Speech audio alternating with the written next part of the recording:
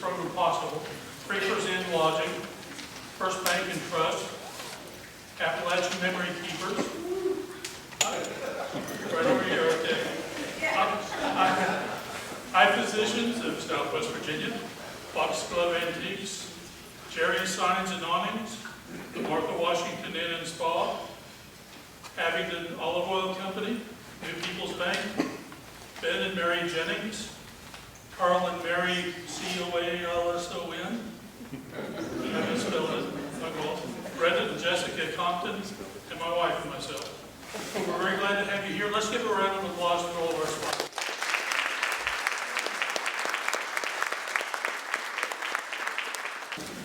But we're very glad to have you here this evening. We have a couple of guests from back east and back in time a few years. And it is our special pleasure to introduce to you this evening Mr. Thomas Jefferson.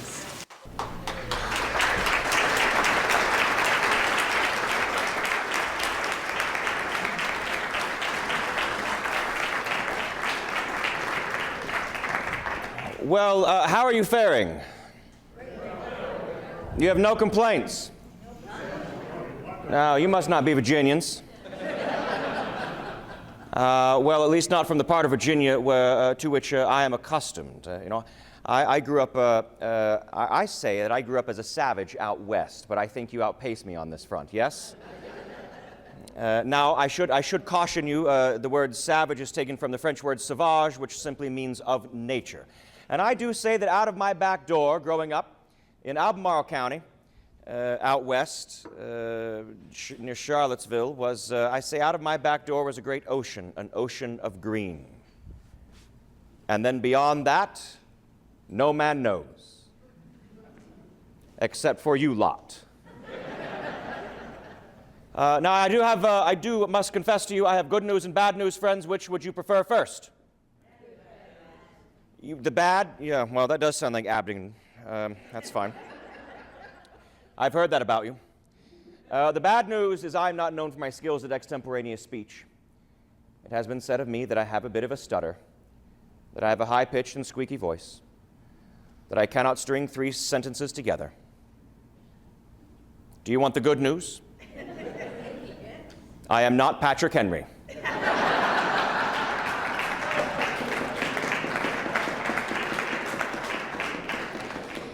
I am so sorry. I am late. What are you doing?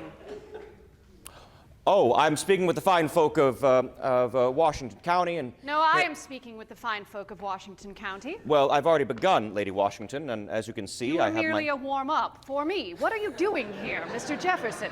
Well, I had hoped that, never traveled so far west, though my father had, that perhaps they could meet the man that is said in the papers as the man of the people. Fascinating. What are you doing here? This is my inn.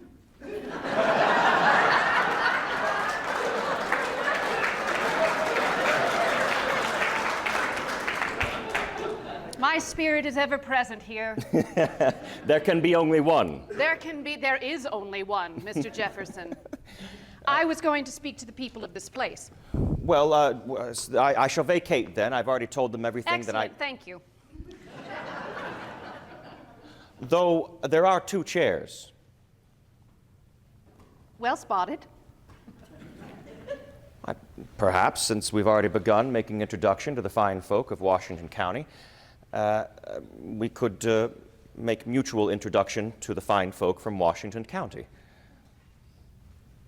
Has your carriage left you here? Is that why you're wanting to stay? Yes, it's not returning until tomorrow morning. I see, yes. I see. Well, friends, would it be amenable to you if Mr. Jefferson might stay and enjoy this conversation that we were supposed to have with each other?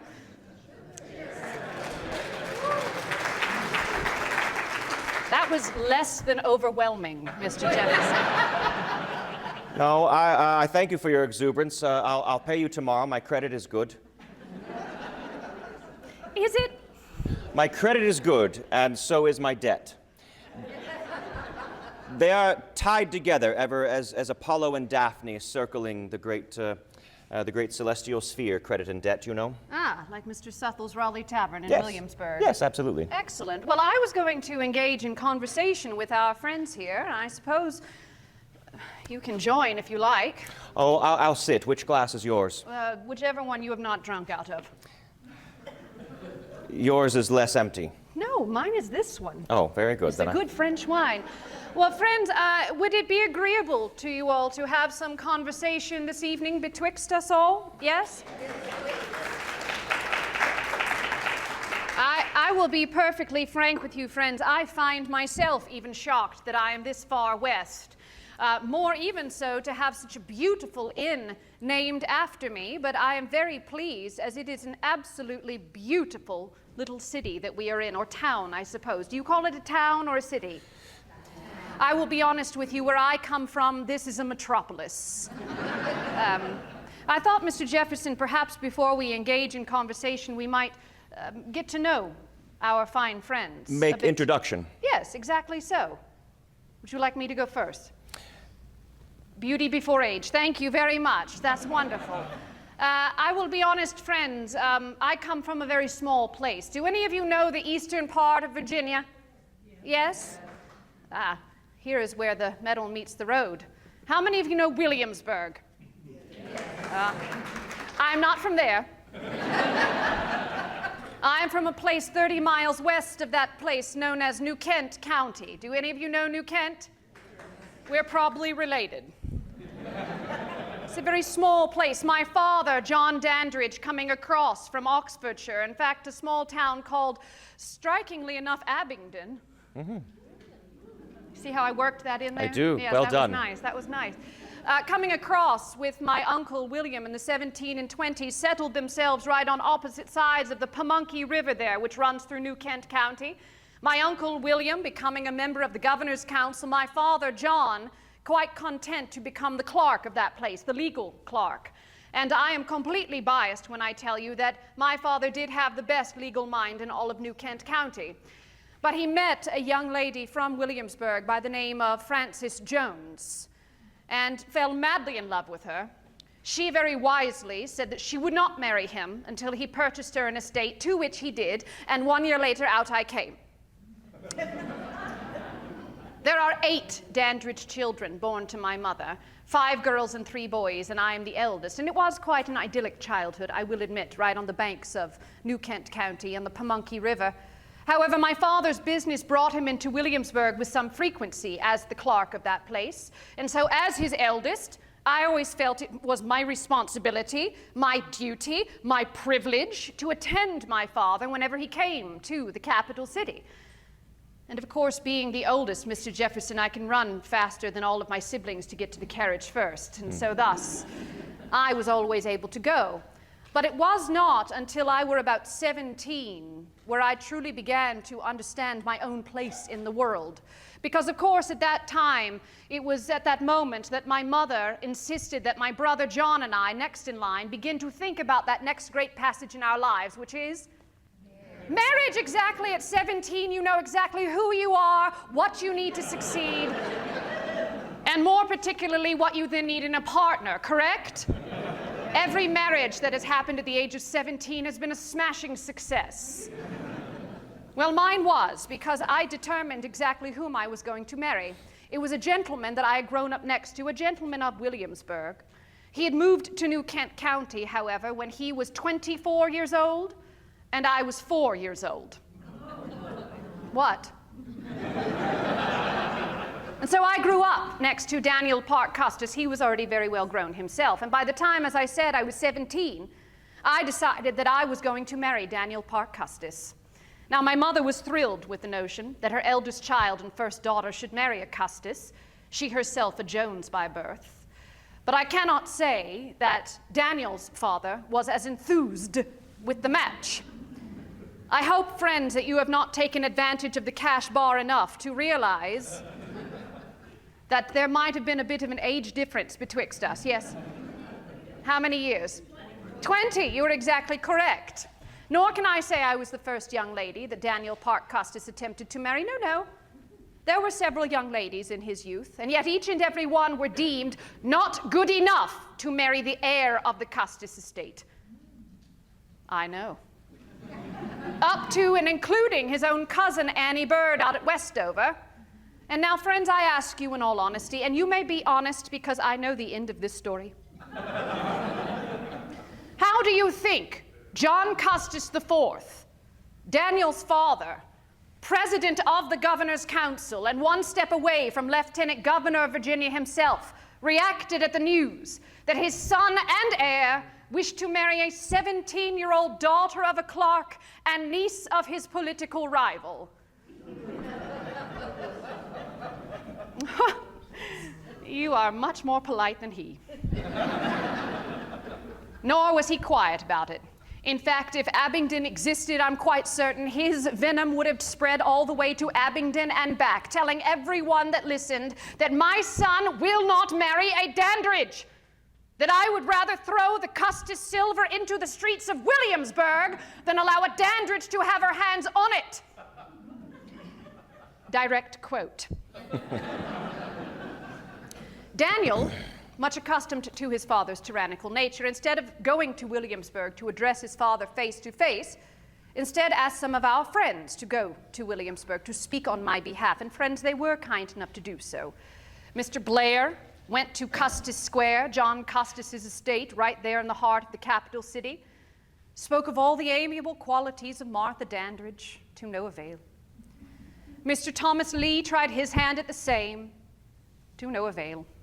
In fact, it were Mr. Lee who wrote to Daniel after his particular attempt and told him that if he was so enamored with the thought of marrying me, that perhaps he ought to just do it and tell his father later. But that was not Daniel's way. When finally, after several months of this back and forth, I began to grow rather weary of these gentlemen speaking on my behalf. There is one thing, friends, that you perhaps ought to know about me that Mr. Jefferson already does know about me, friends. That of all of my mother's children, I am the one that she describes as the determined one. I told you, he already knows that. Nor do I think it was often a compliment, friends. And so thus I determined that I should wish to speak for myself. And filled with the confidence that only a 17-year-old may possess, I rode the 30 miles in from New Kent straight up to the front steps of Custis Square. I knocked on that door and I demanded to speak to the master of the house. Well, John Custis IV was more than a little surprised to see a 17-year-old Martha Dandridge on his front doorstep, but being the gentleman that at least society claims that he was, he asked me to go for a walk in his gardens. Now, friends, have any of you been to Williamsburg recently? Yes, you might have heard of the Custis Gardens, perhaps. That is because it is not known for the house, it is known for the gardens. My father-in-law had 4 acres of manicured gardens set to Custis Square. Oh, magnificent gardens, my friends, gardens that would rival that of Hampton Court, or so I'm told. To include holly trees and yew trees and magnificent pink dogwoods, tulips imported in from Holland, pea gravel lined paths that lead to lead statues of Apollo, Bacchus, and Venus. You ought to have one here. And I know every inch of that garden because that is exactly what we walked that day. And when finally the conversation came round to his son, John Custis IV impressed upon me that he had an expectation that Daniel would marry a woman of worth. This young lady on the front row's eyes did this. And that was exactly where I stopped him.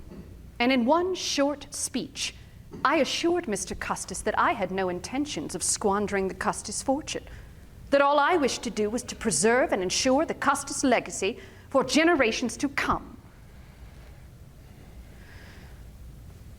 Or that is very much what I hope I said, because in all honesty, I was so terrified of the old man, I completely blacked out. But I do know that at the end of my speech, I turned on my heel, I walked out of that garden, I got back on my horse, and I cried the 30 miles back to New Kent, certain that I had destroyed any chance of marrying Daniel Parke Custis. And you ladies may be rest assured that my mother assured me of that fact as soon as I got home. And that started, my friends, the 2 longest weeks of my entire life, for you see, we heard nothing from Williamsburg. Nothing from the same man that would fly into a rage if the direction of the wind changed out of his favor. Nothing from the same man that challenged a royal governor, Governor Spotswood, to a duel for cutting down the wrong tree on his property. Nothing. And that, I think, was more terrifying than any tirade he could have offered us. Until a letter arrived from an attorney friend of ours, a man by the name of James Power, and he too had gone to Custis Square to speak on my behalf. However, he wrote to Daniel that before he could even begin his overture, old Mr. Custis proclaimed that he would rather Daniel have me over any lady in Virginia, and indeed he was just as enamored with my character as Daniel was, all owing to a prudent speech made by Miss Dandridge. I so wish I could remember what I said, Mr. Jefferson. But he also suggested that we come to Williamsburg as soon as possible before the old man could change his mind. And no one, friends, can tell me that the divine providence does not have a sense of humor, because that man gave us the best wedding present that he possibly could have ever afforded. He died.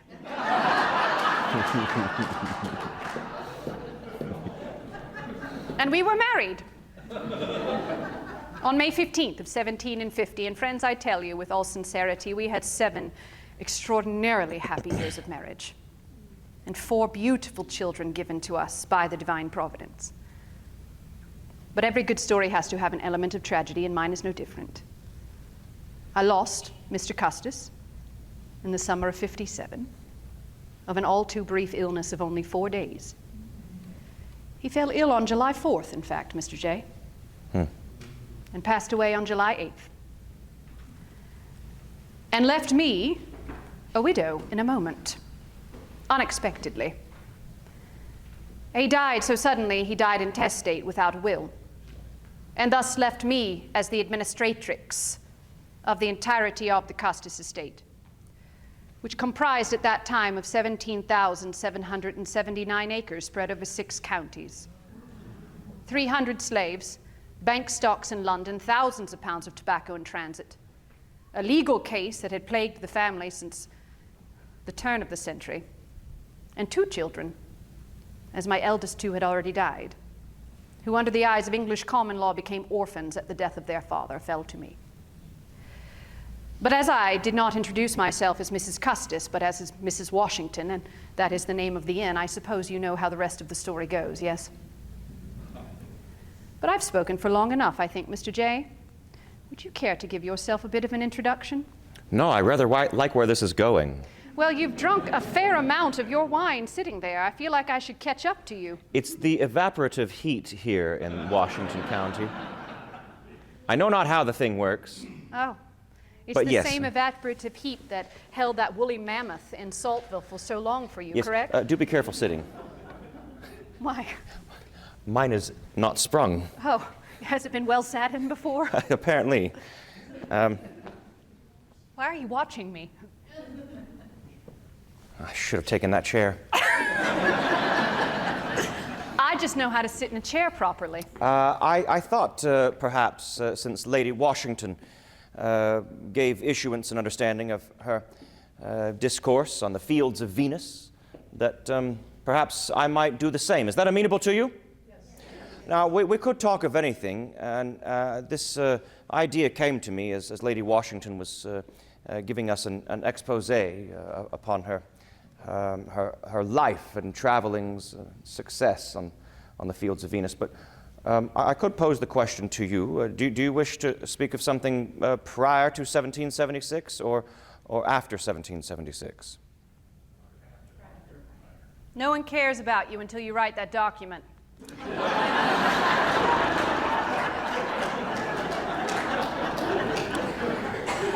You know, I sat there and said not a peep, Lady Washington. Although I do think you to be true, it seems as if my entire life was non-existent prior to July 4 of 76. Same here. Yeah. General Washington sprung out fully formed and on a horse, according to John Adams. Yes. As if Dr. Franklin himself smote the earth. With his electrical rod. Yeah, well, Adams will say anything, you know. Very well. I grew up out west, as I mentioned, in Albemarle County. When my father passed away when I was 14, I squandered 3 years of my life. I was uncertain as to what I could do, what I should do, what I might do. When I was about 17 years of age, I wrote some of the executors of my father's estate. If there's enough money for me to attend the college, you know which college? Yes, the best college in all of Virginia, yes?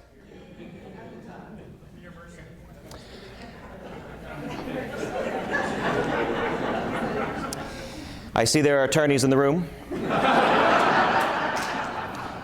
The best college in all of Virginia. At the time, it was also the only college in all of Virginia. That need not have been said. Yes, I attended William & Mary. I was awarded 125 pounds sterling per annum. At 17, I was awarded 125 pounds sterling per annum. Oh my gosh! You know, the bar is just there. Let it go, Mr. Jefferson. Let it go.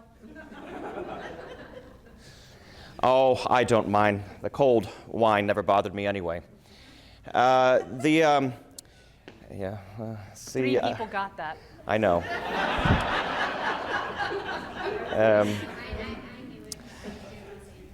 To put into perspective, the average middling family might make 30 pounds a year. 30 pounds a year. There it is. So it's always wise to give a 17-year-old boy, I don't know, 4 or 5 times what the average middling family makes in a year, yes? We make the greatest of choices, we 17-year-old boys. But I took the money, surprise, and I went to the College of William & Mary. I attended that institution. I met a man who I say fixed the destinies of my entire life there at the college. 4 schools, 1 degree in the city, the capital of Williamsburg. Now, as I mentioned, I grew up out west. I call myself a savage of the West. My nearest neighbor is perhaps a mile away, so coming to a cosmopolitan center like Williamsburg, with 14 taverns and 1 church. They're doing it right there in Williamsburg. My eyes were widened, you know. I was meeting men who I'd read about, heard about, the greatest minds and men of Virginia, men who I admired, wished to emulate. And as I was 17 and in this great cosmopolitan city, I began to have eyes for the fairer sex. And I bought a series of tickets into subscription balls where you can buy tickets into the ball. You might introduce yourself, in my case, to the fairer sex, and you might attempt to locate someone who might perhaps balance the general equation of your life, giving and taking the lesser and greater parts of your individual lives, shoring up your weaknesses and gaining some admittance into the greater portions. And thus, on the other side of that equation, you might find something resembling mutual systems of consanguinity. Why do you laugh? You already know where this is going. I found her, Rebecca Burrell, B-U-R-W-E-L-L, Rebecca Burrell, and I disguised her name in letters in case they were intercepted. You know how this is. In case they were intercepted. I used to call her Belinda, B-L-I-N-D-A, Belinda, in letters to my friends, William Fleming and John Page, and I call her Belinda, and then, to further disguise, I would spell Belinda in Greek. But I'm not done. To further disguise, I would then invert Belinda in Greek to ensure no one knew who I was talking about. But It's Rebecca a miracle Burrell... that you have not been more successful in love. All it takes is one. Mm-hmm. There is only one. I saw that on the merch outside.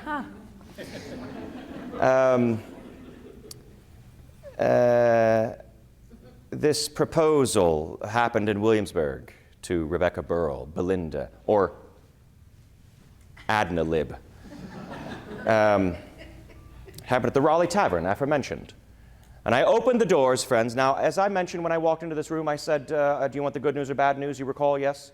And the bad news was that what?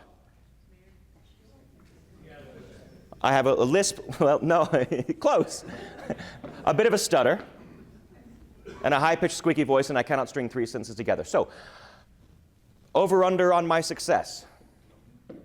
You think, yes? Successful? No. What great faith. How dare you?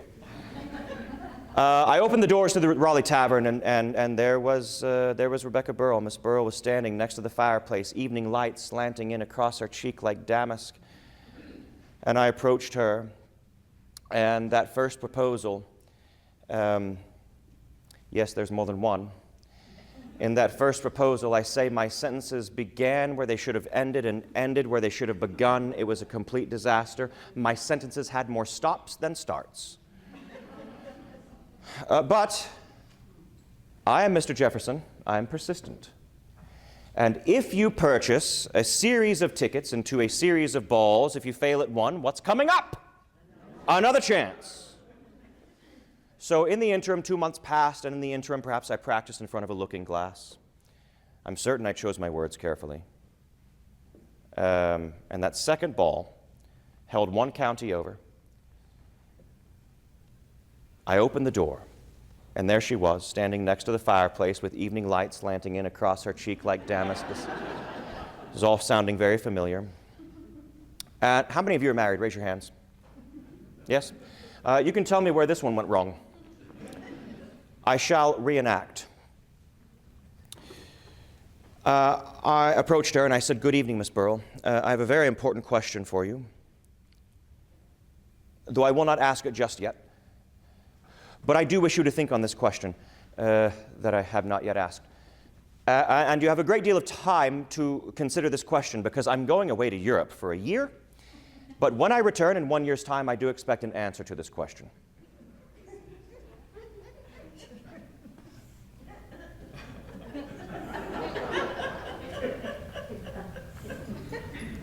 "Good evening, Miss Burrell. Where did I go wrong? I had no prudent speech." You know what they say in Washington County? What? Bless your heart.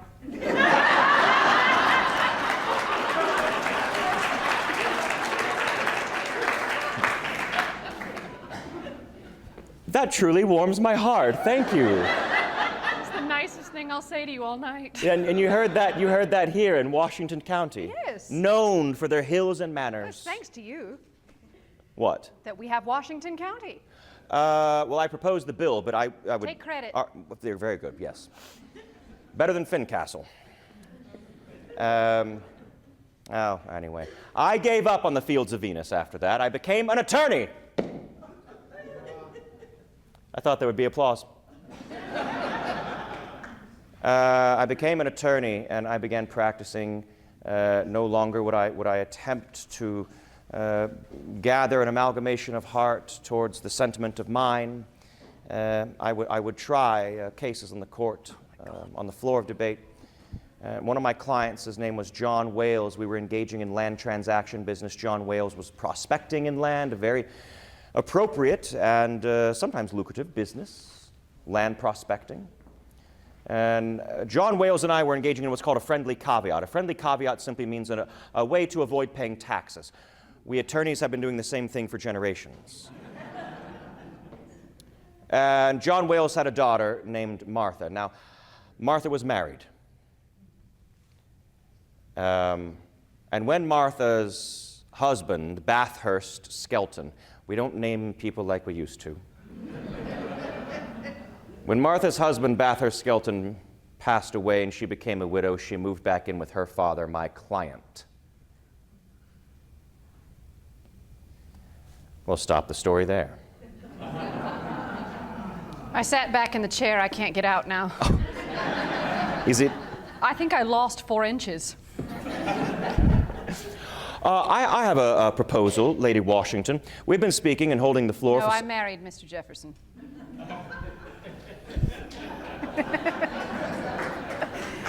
Oh, God, here I go. All right, I'm up.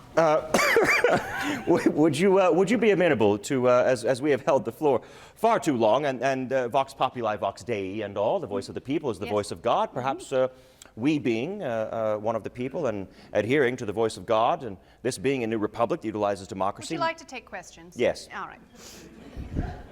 Is that amenable to you? We shall take a vote then. The gentleman proposes a motion to cede the remainder of his time to the people. Is there a second for this motion? Has been so seconded. It's now over the floor for a vote. All in favor, aye. Aye. All opposed, nay. Unanimous, Lady Washington. Did you hear that? Unanimous. Congratulations. Round of applause.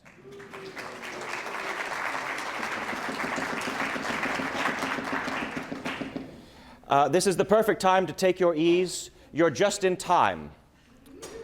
We'll start from the beginning. If I was born in New Canaan. If you enjoy what I say, my name is Thomas Jefferson, and if you dislike this program, my name is Patrick Henry. That's all you need to know. Shall we investigate the curious minds of the inhabitants of Washington County? It sounded like a threat. Oh, quite the opposite. I say that there's not a blade of grass that grows uninteresting to me. I like all manner of subjects, whether it be botany, zoology, chemistry, astronomy, anatomy, language, music, art, architecture, history. I love everything. It's amazing that Miss Burrell said no. Her loss. Who will be bold and brave? Here's our only demand, friends. You can ask anything. I want you to leave. When will you again have Lady Washington and Mr. Jefferson here before you? Leave satiated. Leave curious. You can ask anything. There is nothing that is taboo. Nothing. Our only demand is that you treat us and the subject with respect. Can you do this? You're not South Carolinians. Ooh. Ooh. Sorry, anyone from South Carolina? You see, I knew it. Then, by all means, let us delve ever deeper into the collective well of human knowledge. I saw a hand. Yes. Yes, sir. Thank you. I think that, excuse me, Mr. Jefferson's father was a surveyor, and I also think that George Washington was a surveyor. And Together, in fact. Referenced in some promotional materials. So my question would be, to what extent, if any, can y'all speak upon Jefferson or Washington's history surveying this part of what was, well, still remains Virginia, and to what extent that influenced any part of colonial history that you can speak to? Well, I could say that George Washington influenced a fair amount of colonial history. This region, I see. Well, it is called Washington County. It's a good start. As far as my husband's surveying activities, it was primarily focused around Culpeper County, as he was the surveyor general for that county in particular, as well as successfully after his time in the French and Indian War, as he served as a commander of Virginia's forces during that conflict. He received a good deal of property, 21,000 acres. However, I do not believe any of it extended this far west. I will give it to you. And so thus, this is truly terra incognita to the Washington family. Mr. Jefferson, though, was your father ever this far out? Yes. Peter is his name, was his name. And Peter Jefferson, he was a man's man. When I was 10 years old, my father, Peter I have 6 sisters. It's probably why I became an attorney, now that I think of it. And 1 younger brother, but I'm the eldest male. And this is quite important when it comes to an aristocratic society that deals adherently into the laws of primogeniture and entail. The eldest male receives what? Everything.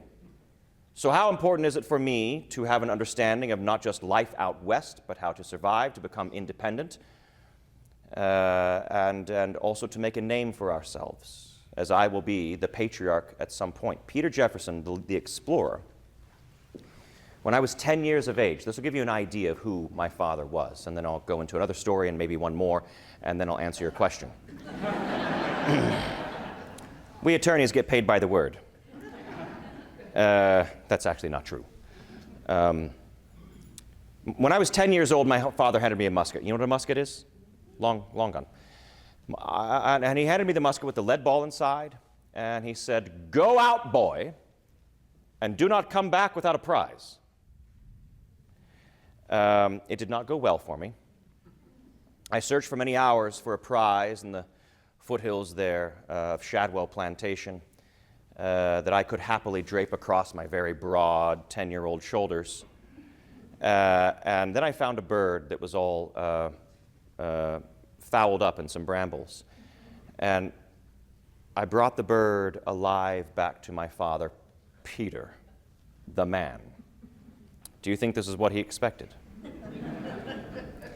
But he told me, or I told him, I said, "Look, Father, I brought you a prize, and I still have the lead ball in my musket. That's a win-win." And he told me, "Someday, Thomas, you're going to make a very fine attorney." My father, the explorer, Peter Jefferson, helped create the finest map we have of Virginia. And it details even this territory and a great road traveling through.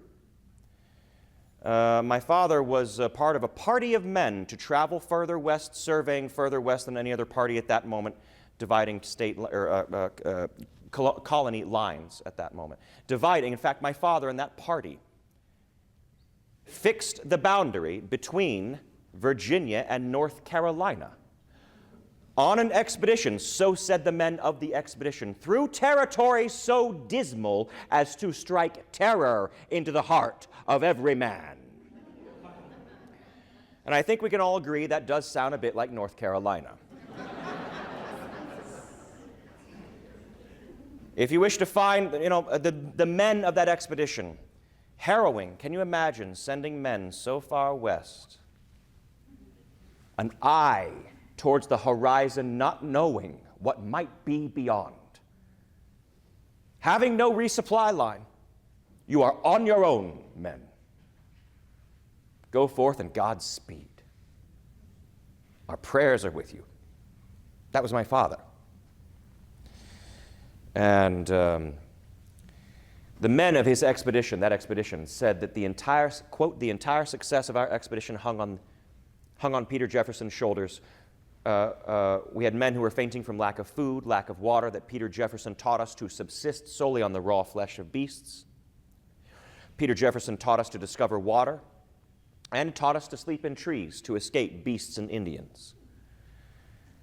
So the men of the expedition, traveling to this territory, fixing the boundary between North Carolina and Virginia, those men, brave men, hung the success of that expedition upon my father's shoulders, who said, when I was 10 years old, "Do not come back without a prize." I think my father realized that though we be of the same blood, and he likes to do his exploring in true terra incognita, but I rather like to do my exploring in ink. You understand? Both of which you can find an entire new world. So I walk in the footsteps of my father. And if you wish to look up that map, it's called the Fry-Jefferson map. Joshua Fry actually served with your husband, President. Joshua Fry was also involved with the College of William and Mary. He was a bit of a mathematician there at the College of William and Mary. And Joshua Fry and Peter Jefferson, my father, created the finest map of Virginia. If you wish to find it, just ask Dr. Google for Joshua Fry and Peter Jefferson's map.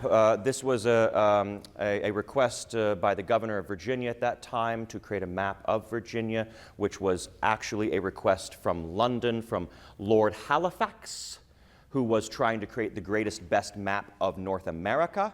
And rather than send men to map all of North America, why not just do it each colony at a time? So that was sent out to individual governors, and the Virginia governor asked my father and Joshua Fry. That's how that whole thing worked. You can find it. It's a beautiful map. I'm not biased. Does that answer your question? Do not come back without a prize. It's a win-win, Papa.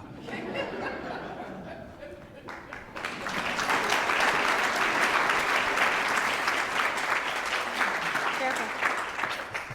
I shall stand. I'm perched. It's safer. Yes. Yes. Mr. Jefferson, could you describe your relationship with John Adams and your philosophical differences? My relationship with...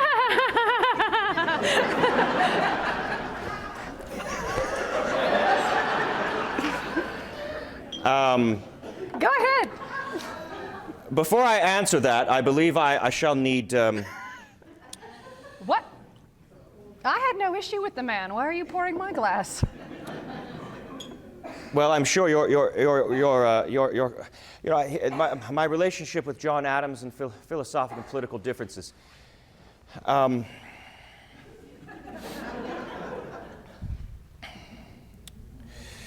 Yes, as I suspected, that's all the time we have this evening. I want to thank you for coming here for a delightful conversation with Martha Washington. I'm Patrick Henry. Good night.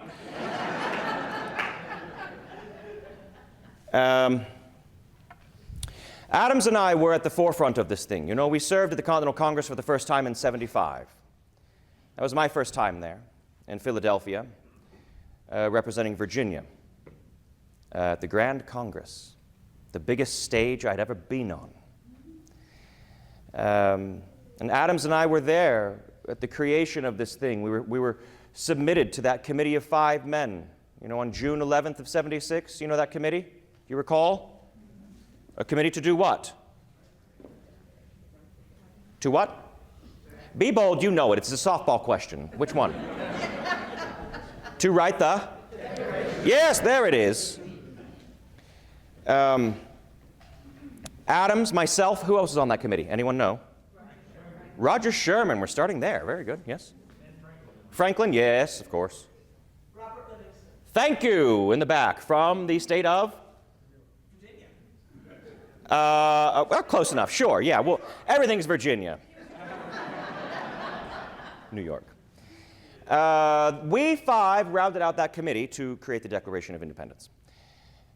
I'm the youngest man there, and I'm serving with not only Adams, but the man, America's greatest bipedal commodity, Dr. Benjamin Franklin. Adams and I were there at the beginning in the inception and the creation of this country, creating that document that changed not only this country, but the rest of the world. We wish to roll that ball of democracy around the entire world. Oh, that's good. I should write that down. I'll remember that. It's being recorded, yes? Good. The truth is, Adams and I'm going to speak to a universal statement that I think you might find to be true. It's easy to remain united with a common enemy. And while we had a common enemy across that great body of water, it was easy to remain united. But when we won this thing in '81 at Yorktown with the Treaty of Paris in '83, we began not to look across the water for an enemy, but at our neighbors, at our friends, who even were there at the vanguard of this thing, the creation. Adams and I were shoulder to shoulder. Well, we were side by side at the vanguard. And then something happened. He had a difference of thought and opinion upon the size, direction, and scope of a federal government in 1787 with the creation of a U.S. Constitution. I was in France. I had nothing to do with that, though I did have a few thoughts about it. I wrote 1,250 letters during that time because I had a few thoughts about the U.S. Constitution, included of which is size, role, and scope of a federal government. And Adams believed in this hope, this idea that a strong federal government will unite us with great strength. But have we forgot so soon, even in '87, that just a few years ago we were at war over a government that was top-end, heavy, and bloated? Yes? which is why I call federalism monarchy under a new name. A top-end, bloated, heavy government. Can you imagine a federal government that can dictate down onto the states what may or may not be done? What is that but tyranny? Question mark. End quote, me. You should have been here. You should have been here for the Constitution then, Mr. Jefferson. I should have been, but I was on a mission. I was sent to France to serve with Adams and Franklin. Now, Franklin came home. He was long in the tooth, and he wished to retire. And Adams was sent to serve as an ambassador, minister plenipotentiary to England, the first U.S. ambassador to England. That's a job that no one wants, but Adams is perfectly suited for it. Now, with the rise of federalism came a great fear in my heart. I wish you to think on this. Think of a country in your time that has one state-run party. You don't have to say it out loud. A country in your time that has one state-run party. Is that country known for being a bastion and freedom of liberty to its people? So we had one party, the Federalist Party, to which Adams laid claim. So does a few others, including someone with, for some reason, a play about him.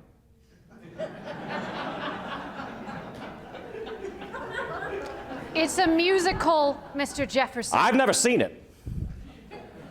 You come off great in Act 2, by the way. Maybe I'll hop in after intermission. So Adams and I begin truly fighting over the direction of this country. He with this idea of a strong central government that will bind us together, and me with this great fear. Why are we creating the very thing we fought a war against? So we create a second party to stand against the one party. Madison and I create the second party on a fishing trip upstate New York on Lake George. Everything good happens when a man is fishing. And thus we gave you the two-party system that you so love today. I know, you're welcome.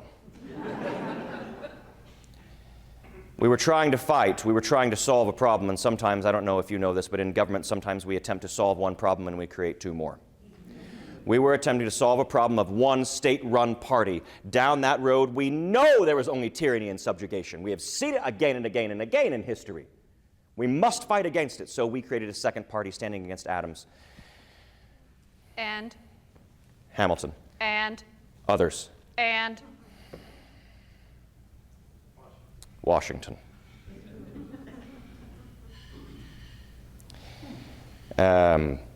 And Adams and I, I was vice president at one point. It wasn't my choice. I just happened to be the first loser.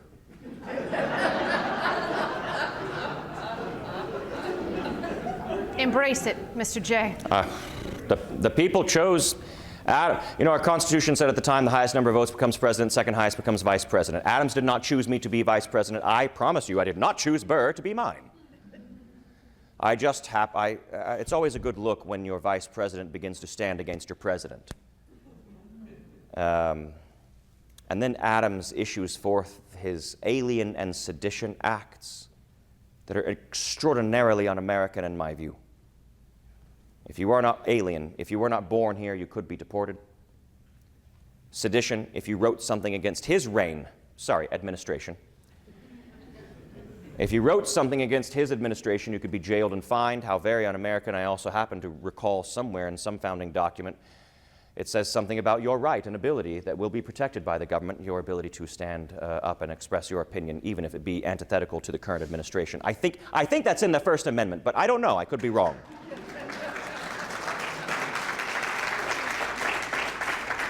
Maybe he didn't read it. Maybe if he had had a better vice president, he wouldn't have made that mistake. I can only preside over the Senate at that moment. And you ran away to Monticello. I did after being vice president. Well, the people, nay. The people, I would say, saw the light. Oh, the people. Yes. Mm-hmm. Continue. I would say the people saw the light and put an end to Adams' reign. He also, at the final hour of his presidency, appointed federal judge after federal judge after federal judge based on political leaning, appointing judges on a political leaning. This will never happen again.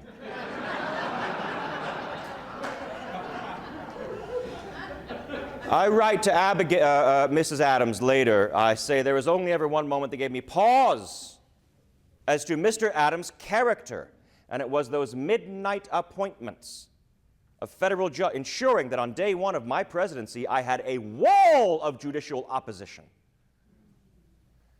Never had happened before in the history of our country at that moment.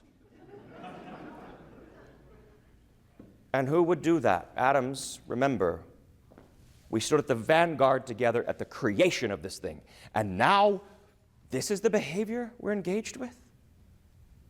We're not even one generation away. And this is it?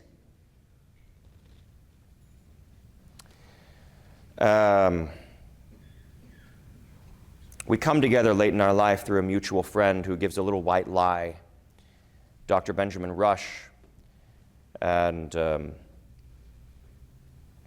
we begin writing again, Adams and I, after 10 years of coldness. The man didn't even attend my inauguration. 10 years of coldness, didn't write. And after 10 years, we begin writing again.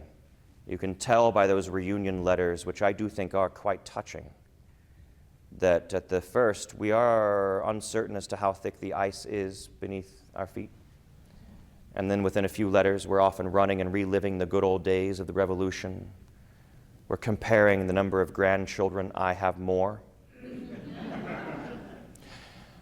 So you ask, what are my opinions on Adams? As usual, I use long sentences when a short one will do just fine. I perhaps should have just answered, it depends on the year.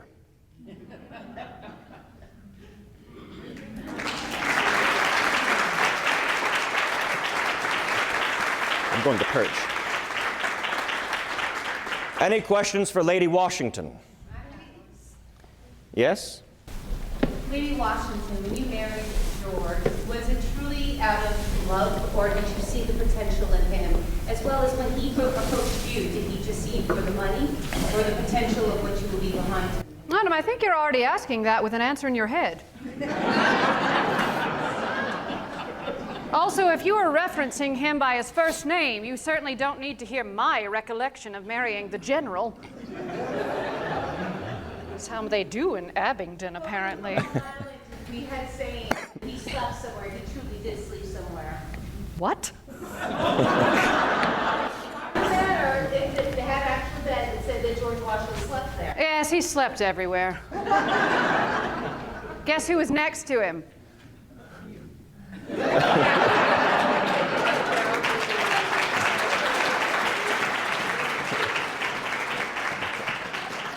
You ask how I met my husband and why? I summarized it for you, madam, and made it more classy. Yes, here we are. I will be honest with you, madam, I was a bit occupied at the death of my first husband. As I have already rehearsed to you all, I became the administratrix of my first husband's estate, which was rather vast, of 18,000 acres spread over 6 counties. And I took my duties extremely seriously because, remember, I am the what one? Determined one, and thus I was not going to allow anyone to assist me. In fact, one of the attorneys in Williamsburg, a family attorney by the name of John Mercer, upon the courts establishing me as the administratrix of the Custis estate, and when I asked him for an accounting of our estate, he very kindly told me to not worry about it, that perhaps I ought to ask my brother to do it for me.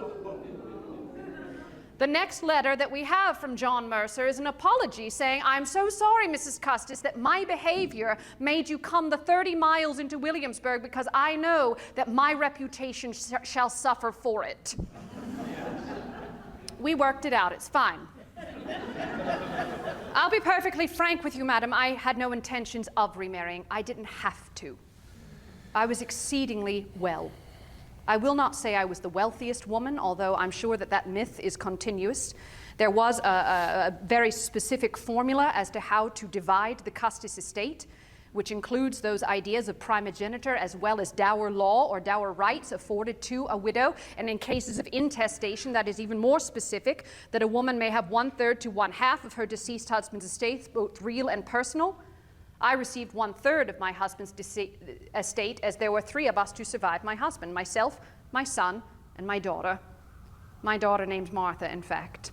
It's a great name. But I was busy.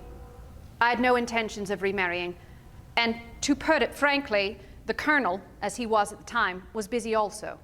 He was the commander of Virginia's forces in the late war against the French and the Indian, as we have already discussed. But more specifically, he was defending 400 miles of Virginia frontier with 400 people. It had wrecked him, both mind and soul. And in fact, he had, for 5 months prior to our reintroduction in May of '58, been bedridden at his estate along the Potomac as he had collapsed at the front lines.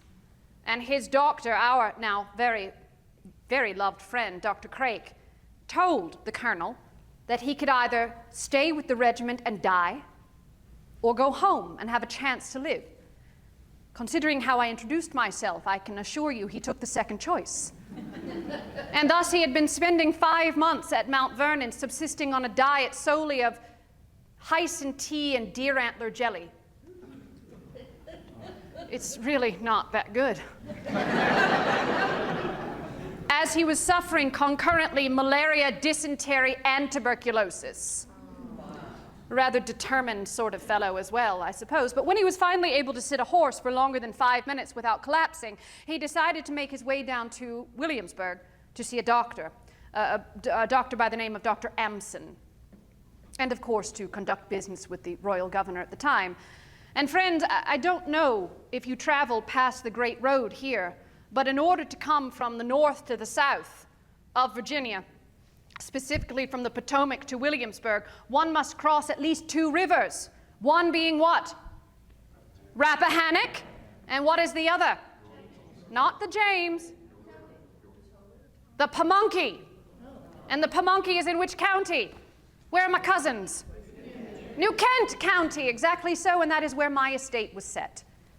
Now, in order to cross the Pamunkey, friends, one must cross on a ferry. Not a winged creature. Believe me, I've had people mistake it for that, madam. I think they had been at a tavern, but a flat boat. And thus, every estate along the river has these ferries. My estate on the river has one. My estate is called the White House. Can you guess what color the house is? What's that? Guess what if I said it was blue? It's white. But for the purposes of this tale, madam, on that day in March of 58, I was at my neighbor's house, the Chamberlains. The Chamberlains are very dear friends of ours. There's always one, you know, I'm sure there is one in Abingdon, that one who is so happily married themselves that they want everybody else to be happily married. That is the Chamberlains.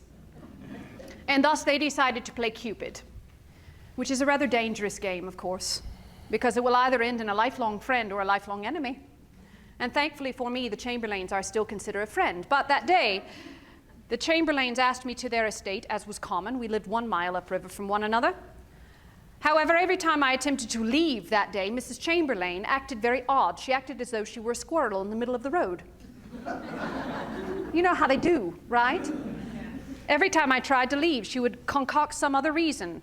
The most absurd was that I had to wait for her husband, Colonel Chamberlain, Mr. Chamberlain, to return from his business at the ferry, which is absolutely absurd because I see the man every single day, because guess what I have too? A ferry! And so I see him every single day conducting business, but I had to wait that day. And finally, after 4 hours of being held captive in the parlor, Mr. Chamberlain did return from his business at the ferry that day, and with him he had brought me a present. In the form of a very tall, very sick, blushing up to his eyebrows, as redheads do, Colonel Washington.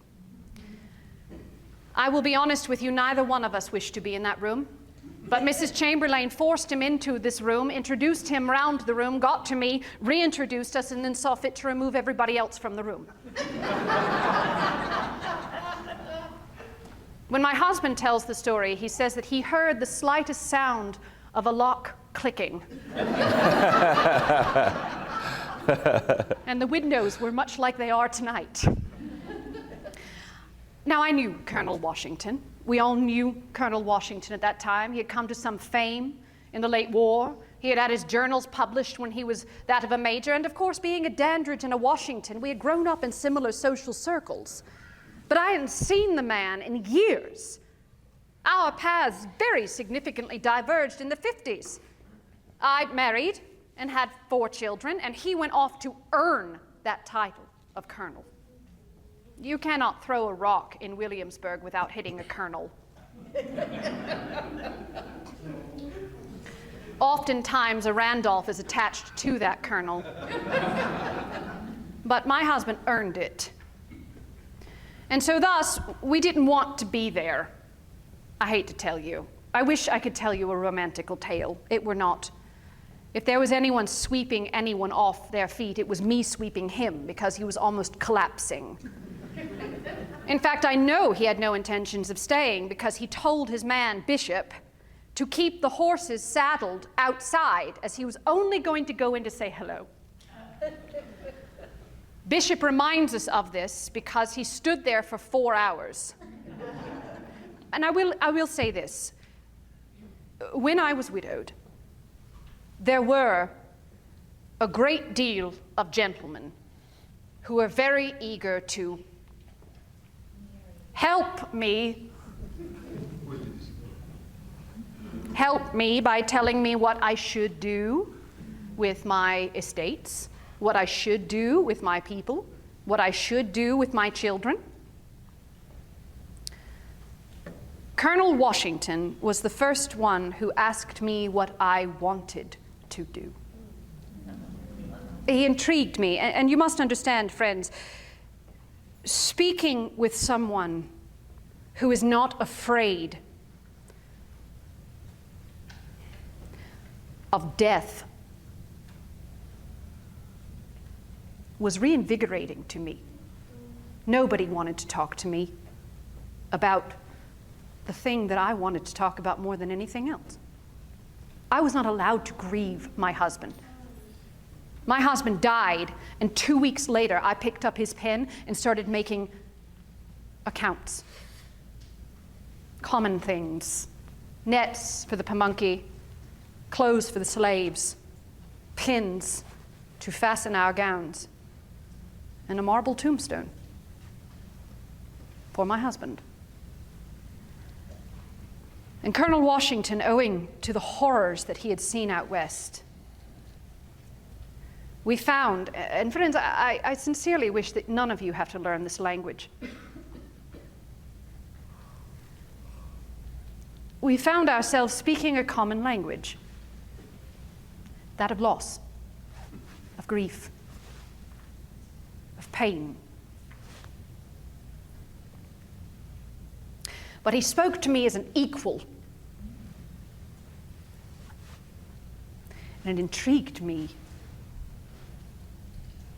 So much so that I told the colonel that when next he was in the area, that he could stop by my estate. I have a ferry too.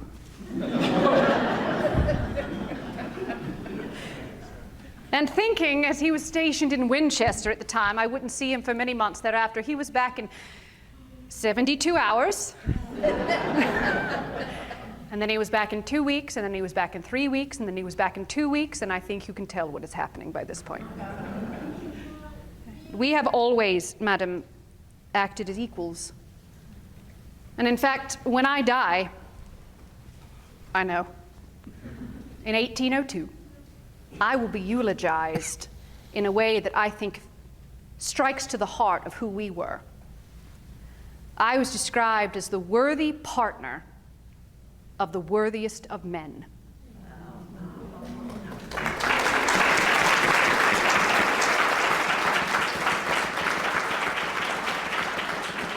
Does that answer your question?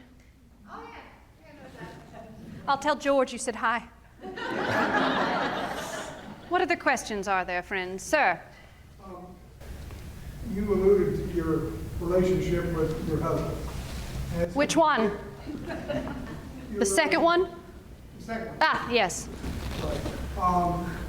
As General Washington and President Washington went through the 2 terms, and you were quite elegant when you said how you worked together, lived together, and trusted each other, what kind of counsel might you have given him on deciding how the presidency should Sir, I didn't want him to be the president. We had retired. Retired.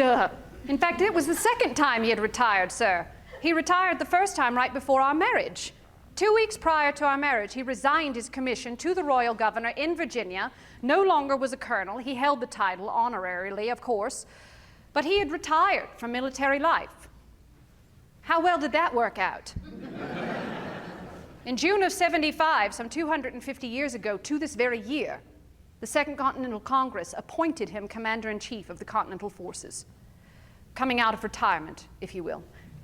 Different country, but same idea. And he wrote to me, sir, in June of that year of 17 and 75. It is one of the few surviving letters betwixt us, because I burned them all, but that one got stuck in the back of my writing desk.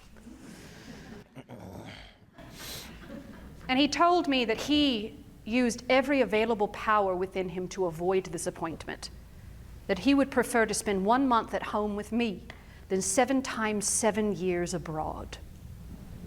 Take note, gentlemen. If you have a business trip, that's how you write to your wife.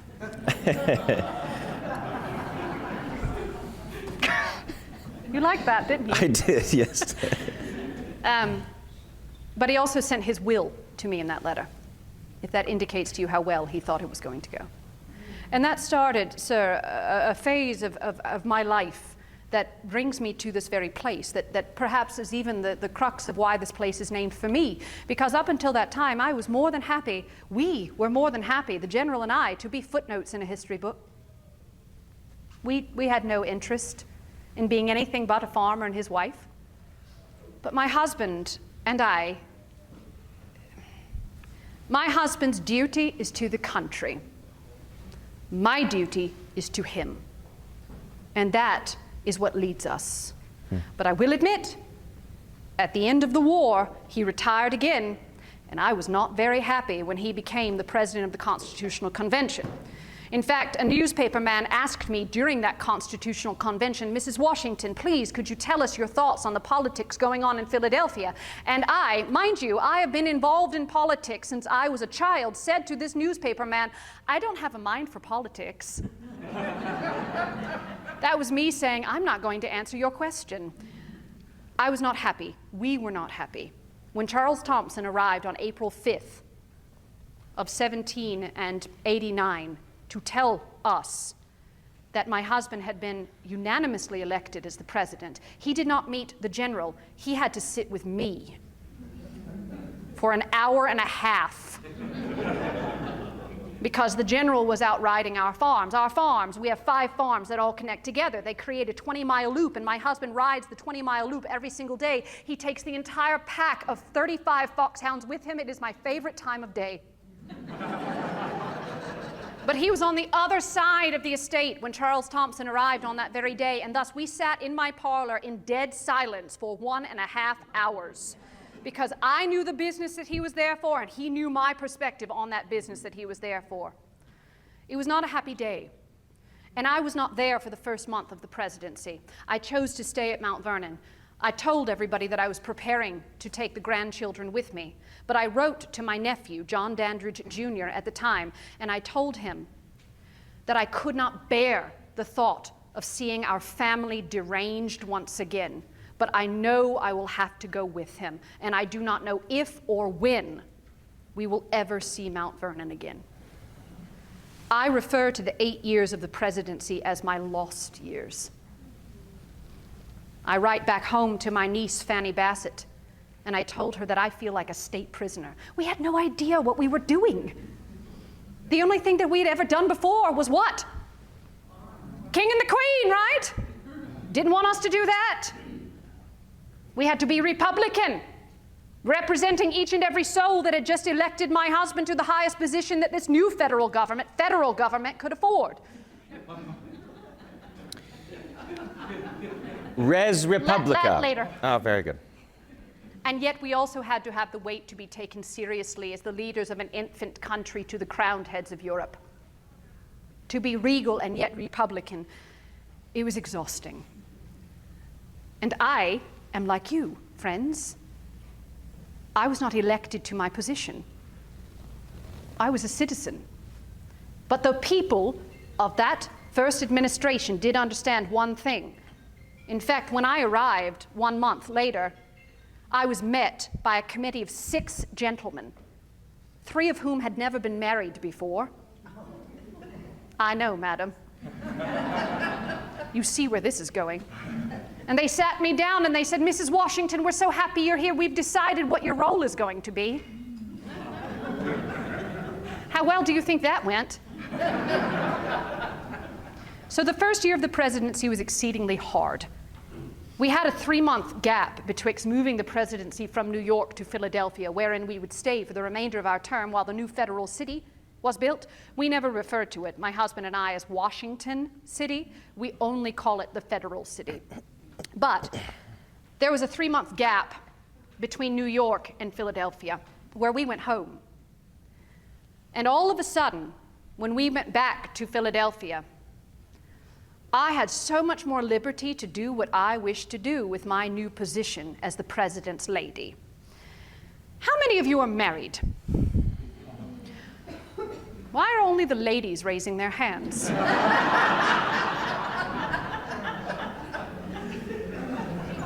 How many of you have been married for longer than 20 years? How many of you have been married longer than 30 years? So I shall ask the majority of you. Is the phrase, happy wife, happy life, applicable?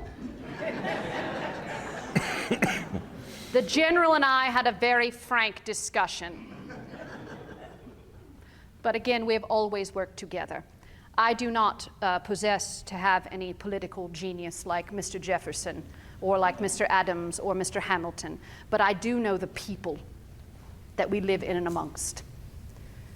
My husband is a unique creature, sir. He is not an educated man. His father died when he was 11, and it prevented him from having any type of formal education in the way that Mr. Jefferson was given, the way that my son was given even. But my husband has always felt an insufficiency of education.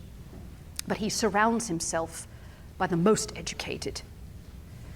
My husband was also raised by his mother, a very strong woman, a very determined woman, a very resilient woman. And thus, not only does he surround himself by educated men that he seeks their opinions, but by strong women who help to guide him as well. And thus, I have been very pleased for our 40 years of marriage to be by his side whenever he has needed it. If that answers your question. You talk now. By the way, it's an hour in. What time is it? How many questions are there? 1. Raise your hand if you have a question. Sincerely, 1. We'll go fast, we promise. 2, 3, 4. Thank you for coming. No, you're fine. Thank you, friends. 4 questions, maybe 15 minutes per question, 20 minutes per question.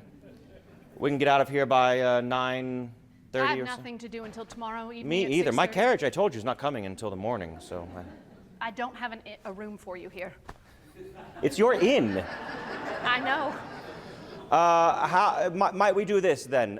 I do not wish to leave without giving some admittance of our thoughts upon each of your questions and curiosities. So would it be amenable over the next few moments to maybe give 90-second answers to each of these questions? Yes? Yes. Very good. Who's first? Yes. This isn't the question I came in with, but it's evolved. Mrs. Washington is such a strong, intelligent, vibrant woman. I'll give you that 20 after the show. Thank you. How would you have fared with a wife like Mrs. Washington? Would she have been your equal? Would you have worked together? I only sit down, madam, because I know his wife. Do you need to leave? Okay. You're sorry. I was distracted. How would Lady Washington fare with my wife? No. How would you fare with a wife of her strength and intelligence and wit and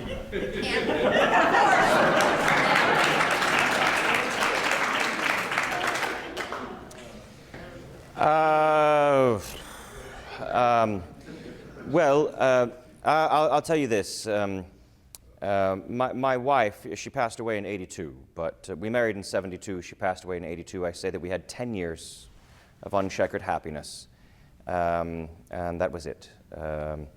I'm a single father for the rest of my life after that. Girls. Did you control her, or did you... Oh, no one can control Martha. My Martha. I don't suspect this one either. This is confusing because Virginia needs more Marthas, just to clear things up.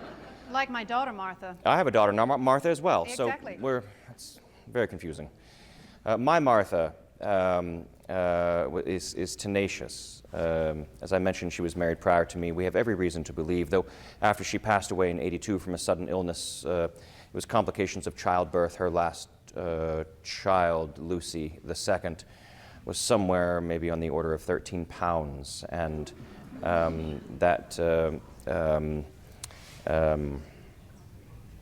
we gained a life and lost one in the great balance of the universe.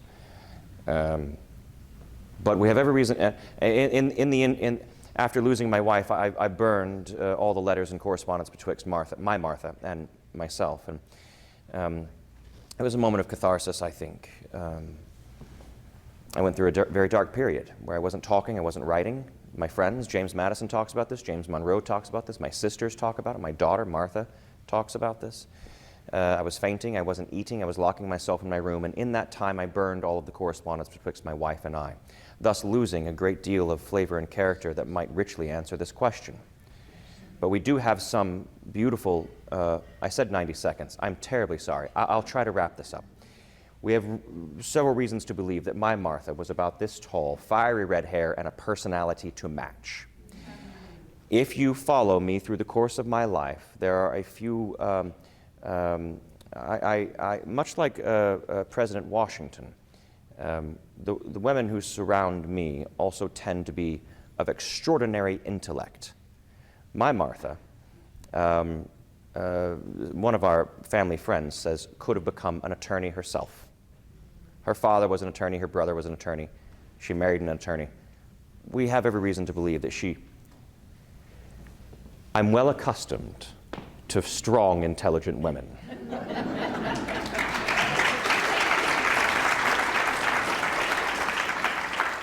In the back, yes. I know you all are good. Oh my goodness, it's good to see you. It's good to see you, Jefferson. You all are here tonight.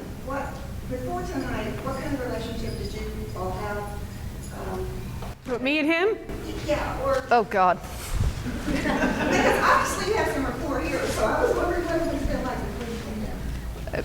What year would you like us to speak in, madam? Whatever is most favorable to you. Whatever is what is memorable? Favorable to you. Favorable. Well, I'm 10 years older than him, so I'll speak to the first 10 years of my life.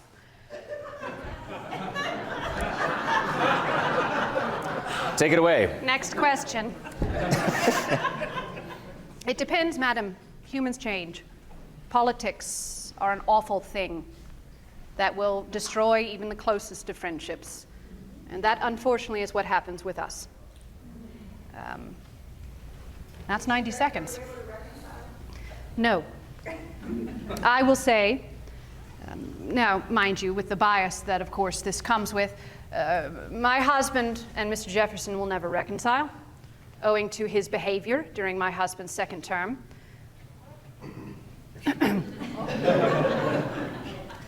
It's a whole nother hour and a half show that we don't need to get into. Come back tomorrow and we'll answer that question. But Mr. Jefferson will come. He will not attend the general's funeral. But he will come to my estate on December 31st of 1800. And I will write, or it is said that I said, this is relayed by a South Carolinian who was sitting next to me, supposedly at the time, that his visit to Mount Vernon would be the second worst day of my life, and that his election to presidency would be the greatest misfortune our country would ever have to endure. Now, with that, understand, that is not directly from my mouth. That is from somebody else's perspective, and also a greater context must be understood in this moment that the very next day of January 1st of 1801, I will put forth in the Fairfax County Courthouse a deed of manumission for 123 enslaved people, splitting apart over 20 families on our estate. And we have a very detailed letter from Abigail Adams, who comes to visit during that time as well, wherein she says that our enslaved families are begging Mrs. Washington not to make this choice, but this is dictated by the general's will. And so, was she speaking about Mr. Jefferson's visit, or was she speaking about the domestic turmoil that were going on at her estate? It is always important when you take these lovely little delicious morsels that make it so fun to banter with one another, that you ensure that you have the whole context from which they are spoken within. That's our job. But prior to that, I'm sure he was great.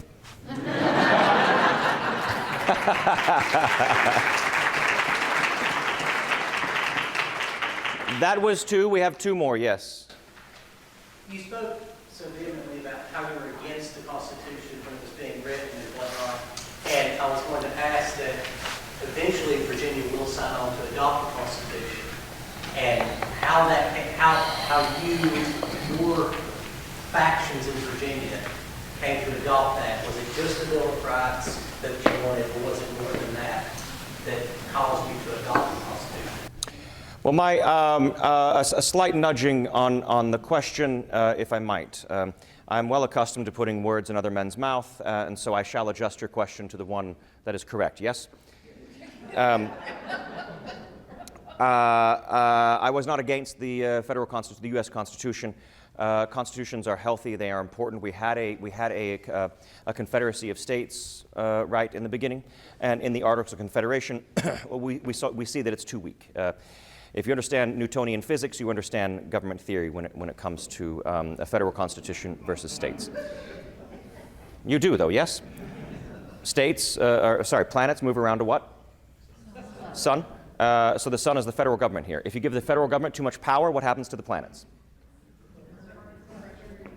There is too much unum and not enough pluribus, right?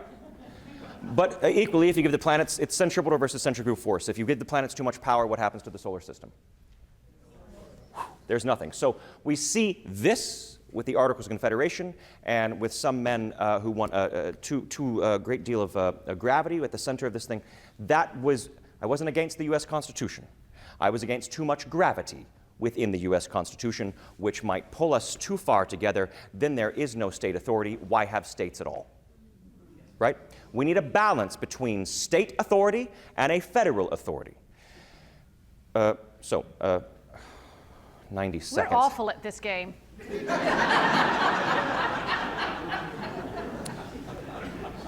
Bill of Rights incorrect. We should have had a Bill of Rights to begin with. If you're ever in the business of creating a country and creating a constitution, the way you do it is first declare the rights of its people, enumerate them so there is no misconstruing, and then you create a constitution to envelop the thing and protect your rights. The federal constitution did it entirely backwards, creating a constitution without declaring a single right for any of its citizens. How dangerous is that? Yes? I had a few problems with this. That was my issue. Eventually the amendments came out and my blood pressure dropped a bit.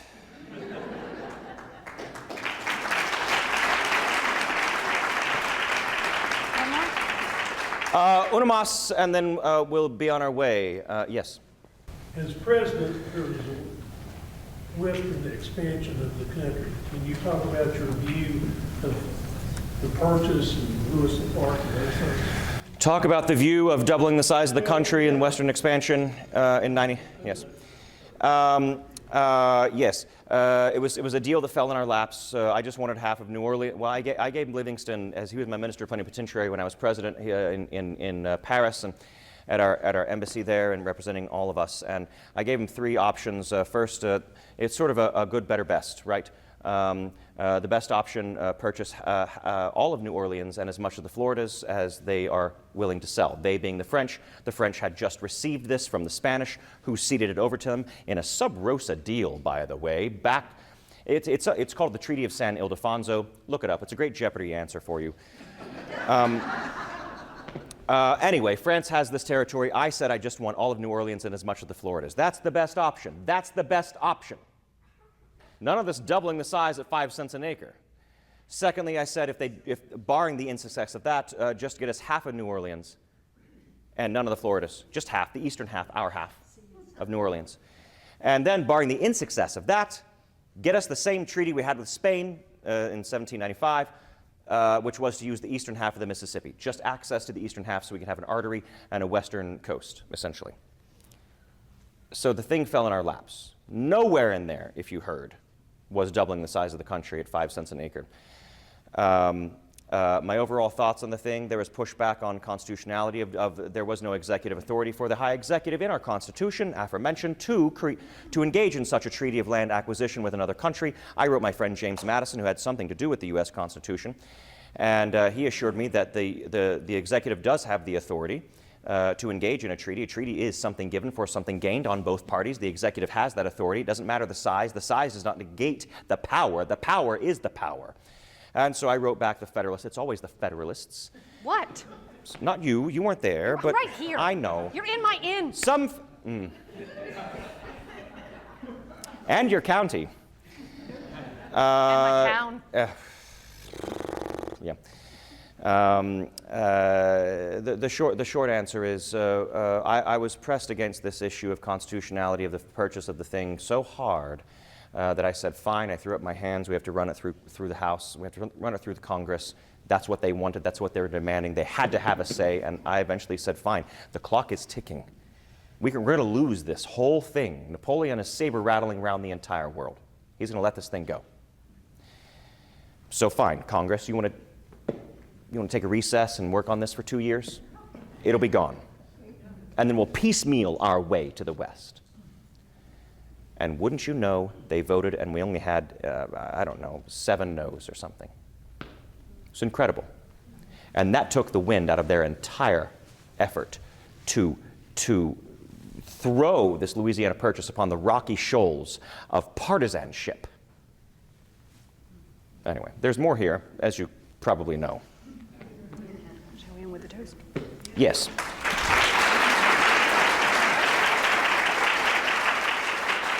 You want to go first? Lady Washington and the Martha There's only one. Washington, Inn and Spa, would like to thank you for coming here. We would also like to give thanks to the Washington County Historic Society for bringing us along. We hope it has been enjoyable. Maybe you learned something. If you enjoyed this thing, tell a friend, because we're doing it again tomorrow, and I promise you. It will be 100% different. We promise you. We don't know what we said. Our job is to understand these two individuals so deeply that we can have extemporaneous conversations that you run. So if you're looking for something to do tomorrow and you want to come back. Ask 4 more questions, and we'll be here for you. That being said, it gives me great hope, and I mean this. Who I started this thing by saying, I love all manner of subjects. There's not a blade of grass that grows uninteresting to me. Do you remember that quote? I know we've said a lot. I say out of all of that, I say the most important subject that man might study is history. History.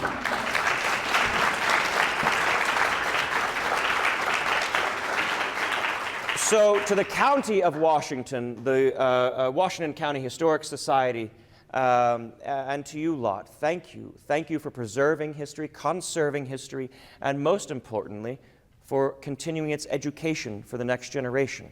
We get nowhere if we simply preserve a building and hold the education of history to ourselves. History is a light to be shared, and we shared it tonight.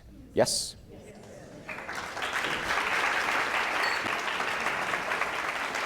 Thank you, friends.